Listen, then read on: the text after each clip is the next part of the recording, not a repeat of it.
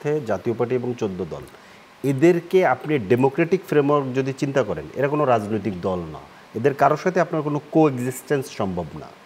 অতএব এদের ব্যাপারে সবাইকে মিলে সিদ্ধান্ত নিতে হবে। আওয়ামী লীগ প্রশ্নের মধ্যে যেভাবে আমরা অন্যদের অসহযোগিতা আমরা দেখেছি, তাতে করে তো ধরেন এখন অন্য কোনো কিছু নিয়ে কথা বললেই ধরেন মুশকিল।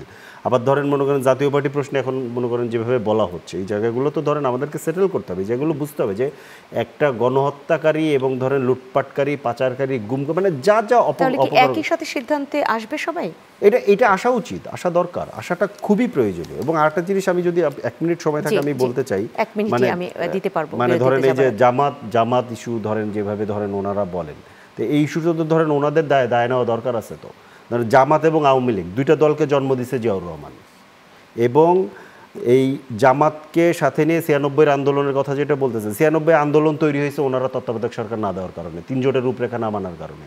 আবার ধরেন যে ওনারা 91 সালে এবং 2001-এ জামাতকে সমর্থন নিয়ে তারা ক্ষমতায় এসেছেন, 20 বছর জামাতের সাথে তাদের জোট ছিল। তাহলে এই ইস্যুগুলো তো তাদেরও আসলে এই দায়গুলো নিতে হবে।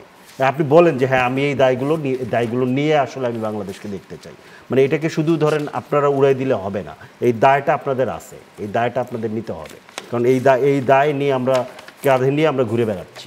জি জি।